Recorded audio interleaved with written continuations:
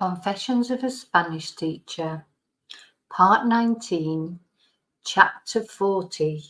I Can See Clearly Now, COVID Diaries, Part 3, Part 2. I had waited 3 months since having an ECG and blood test in preparation for my cataract surgery, with no news of a date. I was starting to think I'd been forgotten. Part of me was quite happy as I was simply dreading the thought of my eye being operated on. Everything I'd read on the subject was encouraging. Cataract operations are routine surgery these days, with a minimal risk of complications, apparently. However, it was not routine for me, and I was frankly terrified. I did not want to be blind, though. I could see perfectly well out of the other eye, but it occurred to me if anything went wrong with that eye, I wouldn't be able to see at all. So I rang up just to make sure I was still on the list, and I was assured everything was in order and I would be notified in due course. Spain was really getting into the COVID vaccination program, and to be honest, I was happy to wait as I could see that this was more important than my eye. So we were all so desperate just to return to some kind of normality. I sat back and thought, I may have to wait until the summer. Sorry, I've got a cup of tea. Just as I was relaxing into this thought, a week later, on a Tuesday, the telephone rang, and I knew instantly this was the health service, as they always ring from a really long number. Thursday, blood test in local health centre. Monday, COVID test in local health centre. Wednesday, operation in the hospital at 2:30. I was fine at first. I just accepted my fate. I knew I was lucky to have this operation to recover the sight in my right eye. Many people in the world suffer this problem and they're not blessed with the fantastic health service we have here in Spain. My nerves increased slightly when Saturday arrived, with a text informing me that my first COVID vaccination was planned for Thursday, the day following the operation at 8:33 in the morning. I didn't want to miss that either, because you needed that to travel by aeroplane, so I knew that I couldn't visit my family until I'd had the vaccination. So I didn't want to miss it, but I also wasn't sure if I'd be able to have it after I'd just had a cataract operation. So when I went for my COVID test on the Monday, I inquired and I was assured it would not be a problem. So as Wednesday approached, my nerves started to mount, build. I was absolutely terrified, to be honest. I can't even tell you how terrified I was. I was genuinely fine until the morning itself arrived. I worked from 9 o'clock till 1 o'clock as usual, trying to keep busy, to stop from overthinking. I told myself how lucky I was with both the operation and the COVID jab, something many people would love to have to feel safer. I think it was the fear of the unknown and that it was my eye. It was my eye. I seriously considered calling it off many times during that day. Finally, 1:45 rolled around and my friend arrived to take me to the hospital. She was the perfect person to take me. She's so calm, so caring. My nerves were frazzled. I made a tearful farewell to my dogs as if I would never see them again, and off we went. By the time we arrived and I was waiting to be called, I was trembling with fear, but determined to go through with it and trying not to be a baby. The last time I literally came so close to chickening out was as soon as I was called into the day surgery ward. I was taken to a curtained off area with some lockers and told to strip off to my panties, remove all my jewellery and put on 2 robes for surgery. This instruction just stopped me in my tracks for 2 reasons. One, I know it sounds ridiculous, but I think this was the first time I realised this was an operation I was going to have. Just that was the first time I felt like I was going to have an operation. I don't know what I'd imagined before then. Something like sitting in a dentist chair where they did it. And I realised there and then it was going to be done in an operating theatre. Two, even more ridiculous, earlier on visiting the loo, I'd realised I had my knickers on inside out. Now, if like me, you're from a working class northern family, your mum might also have told you, you might also have had a superstition for everything, like my mum did. No umbrellas up inside. Laughing in the morning meant crying in the evening. Drop a knife on the floor meant a gentleman calling. The list's endless.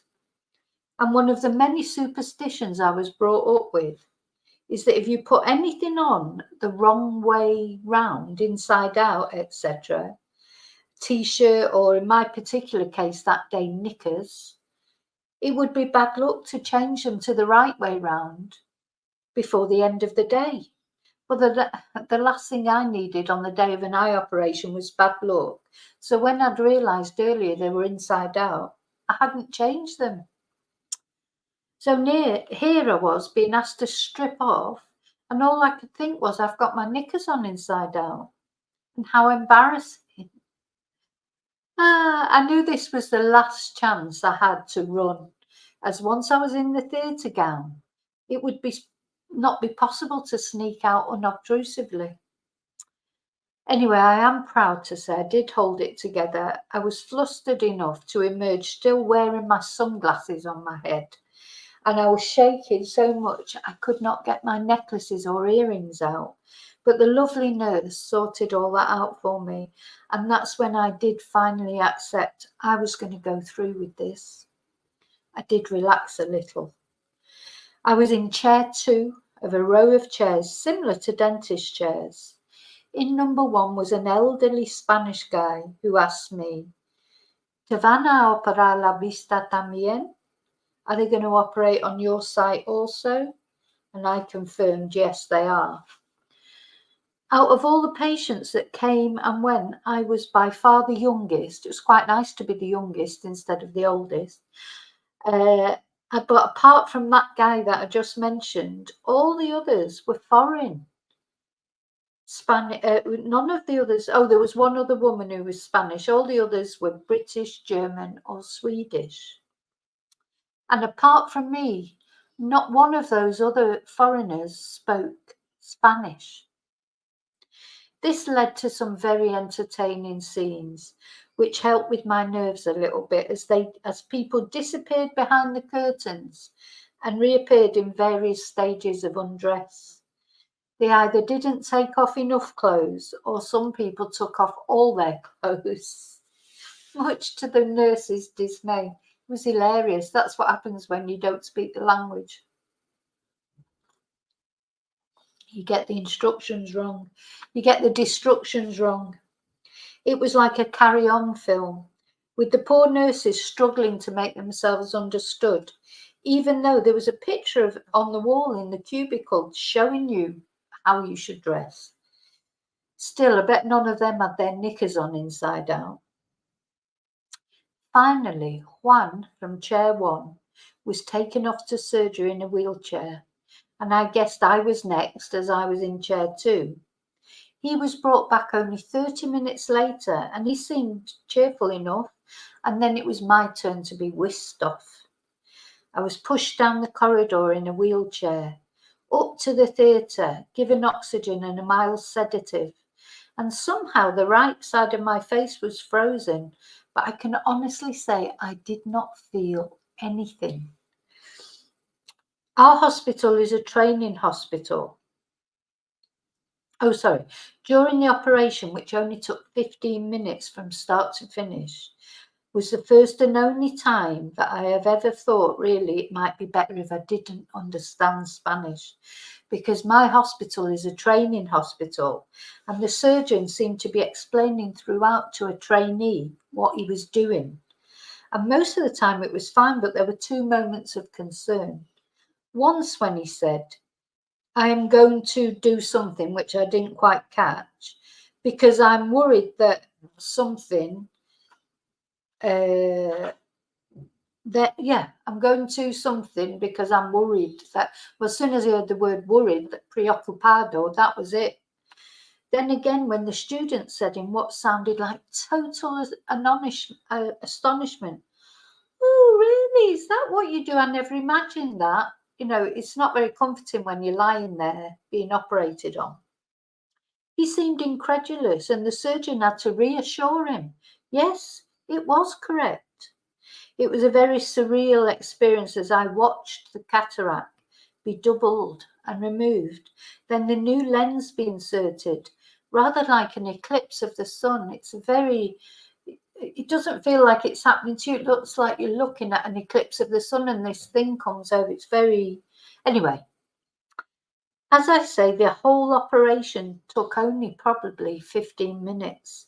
Then I was sat up, put back in the wheelchair, and back to the reception area where the little old man Juan had from chair number 1 had already gone.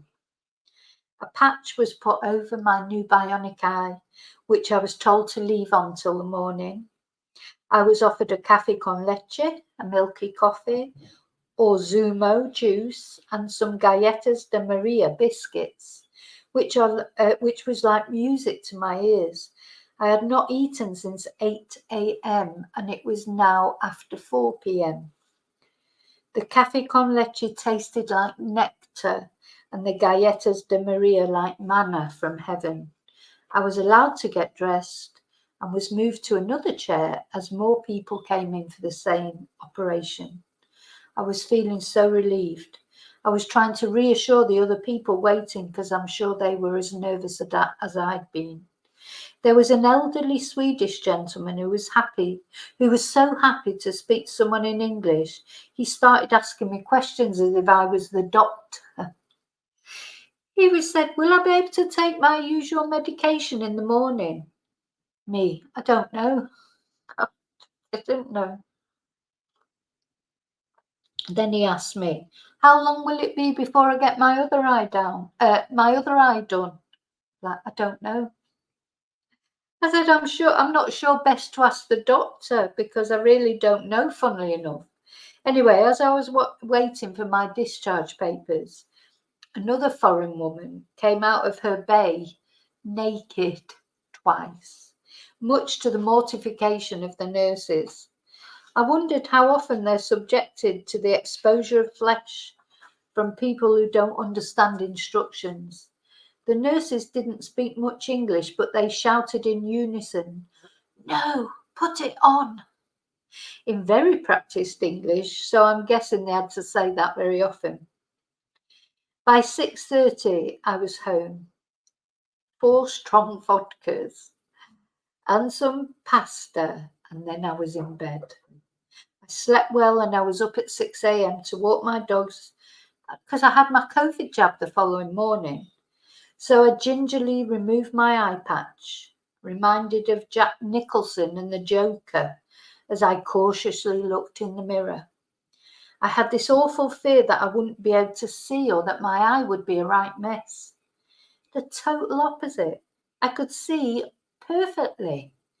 And apart from what seemed to be a strange bubble in the top of my eye, it just looked the same. I thought at first it was a lens in my eye or something that had been put there to protect where the needle had gone in or the knife had gone in. But when I went for my checkup later that day, the doctor told me it was an air bubble that's been created as a protection and it would dissipate over time. So clever. Off I went, again driven by my same lovely friend, to have my COVID jab because I wasn't supposed to drive for a fortnight, I think, after having that eye operation. But of course I did, but I didn't the next morning, but I was driving within a week, to be honest. I was so relieved to have the eye operation over. I didn't even think about the jab or worry about it. It was a walk in the park.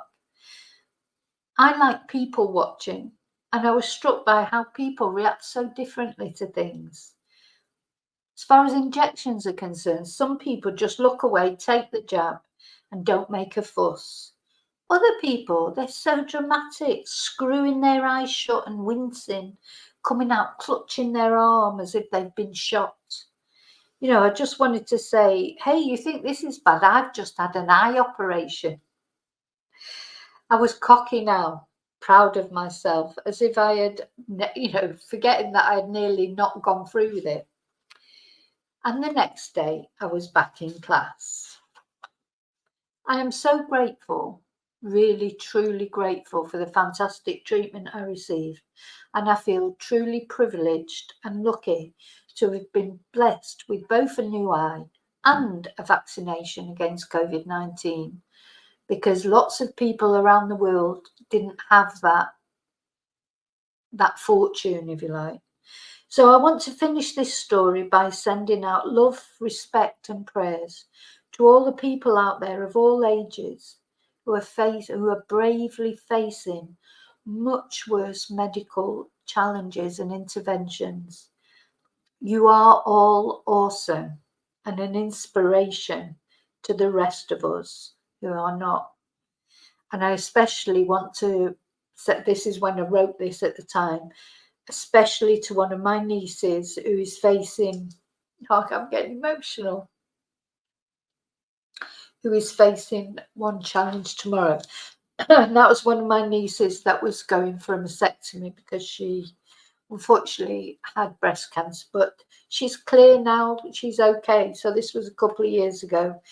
So fingers crossed, touch wood, she's okay, but she's so brave. Like so many people are so brave, aren't they? Okay, to be continued. Thank you.